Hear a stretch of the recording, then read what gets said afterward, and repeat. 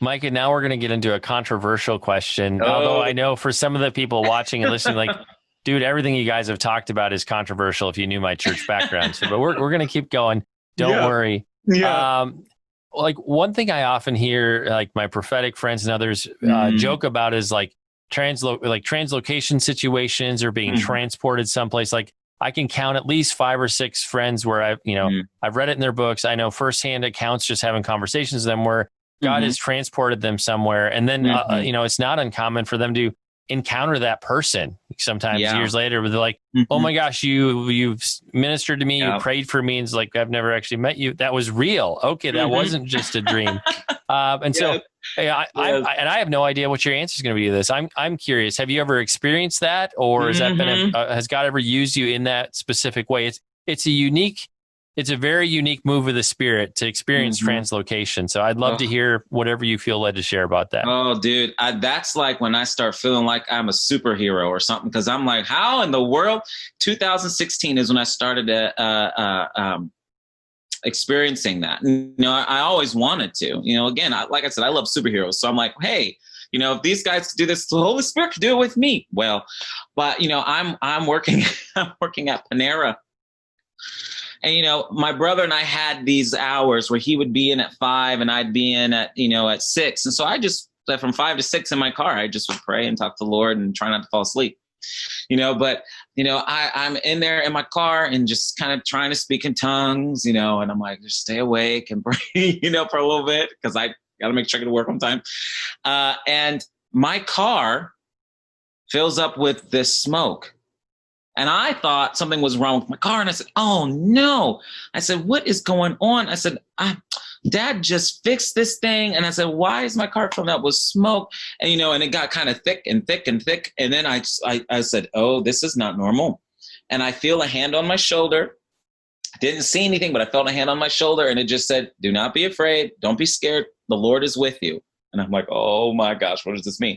And then the smoke clears, and then I'm standing on a dirt road, and I knew immediately I was in Africa somewhere. And I'm thinking, oh my gosh, this stuff is real. This is like Philip. I don't know. I'm like all the stories I've read about, it's happening to me now. So and then I turn, I look, and I can see the hand. I look up, and then there's the Holy Spirit. Now the Holy Spirit sometimes is just this figure of fire, like he's just this bright, fiery man. It looks like this form, and I can't really see his face. It's just all this. And he said, the Lord is with you. And I said, okay.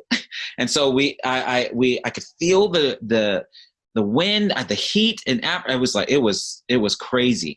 And so it was kind of like everything kind of zoomed in really quickly. It's like we transported again. Or translated. I don't know the right terms for it. We just went, and everything moves closer. Boom, and I'm in this backyard neighborhood. And I remember the houses and Africa. And I thought, where am I? And the Holy Spirit said, you're in Zimbabwe. And I said, okay. And I meet this guy. He comes up to me and he can see me. Everyone else is kind of, he can see me. And I said, oh. And then the Holy Spirit said, prophesy to him. And I said, I don't know what to say. And so I looked at him and I just started opening up my mouth, and I was speaking a different language. And I'm speaking a different language, and he understands me. And somehow I know what I'm saying to him. I'm prophesying about this apostolic calling and to be a pastor. I'm just going into town. And then everything kind of disappears, and I'm back in my car, and now I got to go to work. And so I'm like shaking, and my brother is kind of like, what happened? What happened? And I'm like, you won't believe what just happened, Lucas. I just transported. He's like, oh my gosh, you got to tell me about it over lunch break. So fast forward to later that year, I am at my church at Vineyard Church Northwest, and they asked me to go on a ministry trip, and it's to Zimbabwe. And I'm like, oh. And so by then I tell my friends there and my pastor, and I said, I had this experience where I was kind of transported. I think I was transported. Like, oh, cool. So we fly there, normal thing. Our first day, arriving in Zimbabwe, I go to the house, a different house, not the same house I was at. But, I'm looking at all the people, and then I make eye contact with that guy. And he looks at me, and he comes up to me, and he starts speaking in their native tongue. And it was Shona. And he starts speaking to me, and I'm like, I don't understand you. I don't understand you. I don't understand you. And he said, it was you who came to me and you prophesied over me. And he said, do you not speak Shona? I said, no, I've never spoken that before in my life. So we had this weird interchange of just talking and like, screaming. Oh man, that was like my first experience of that. And then it just kind of started happening kind of often and randomly. I'm driving, Shaun, from a house group, and a friend is behind me. And then he said, my car just disappeared. It was like I just stepped onto the gas to get on the highway. And when I hit the gas to get on the highway, I'm pulling into my parking lot, like instantly like that. And I'm like, like this, I'm never going to get used to this. And then I get a call from my friend, and he said, dude, did you just transport? And I'm like, yeah. He said, your car just disappeared. And I'm like, so we're both screaming on the phone, but it's like, and I'm sure Father was up on his throne just laughing at me because, I'm sitting there like, this is the craziest thing ever, but God does stuff like that. And and I just said yes to him. I just wanted whatever he wanted to do. And I said, okay, Lord, I'll say yes. I'll try and get used to it.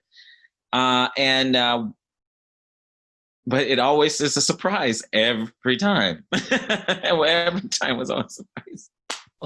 And I think you would agree with this, Micah. Everything you've just described, it never gets old, right? It never gets old. Never does. I mean, I've had it, Shaun. I've had it where I'm sitting and brushing my teeth, and I open my bathroom, brush my teeth, and I open the door, and my room, I'm in another place, and I could turn around, I look, and I see my bathroom door. I mean, like, talk about like science fiction stuff, and I love science fiction stuff. So, but I'm like, wow, what? And so I'm like, I have a toothbrush, mouth with toothpaste, and I'm like, well, let me finish brushing my teeth first. So I just kind of close the door, I step back into my bathroom, close the door, finish brushing my teeth and open it back up. And I'm like, okay, Lord, here we go. I don't know what's happening, but God is so full of adventure. He's so full of adventure and excitement. That's why, like, when people tell me like God is angry on the throne, I'm like, no, God is happy. He's excited. He loves justice and righteousness. Absolutely. But he loves adventure and excitement. And he just got so thrilled to see me excited about the new things that he was just doing in my life, just doing. And I didn't try to create a formula or like just say, okay, I'm going to fast 10 days, whatever. Sort of love fast. It depends on the day, but, I would say to God, I want to go on adventures. I love adventures with you, and whatever you like to do, Father, let's just do it. And I'll just hold on to your arm as like riding a roller coaster, hold on to his arm and just be excited for the ride, Never gets old.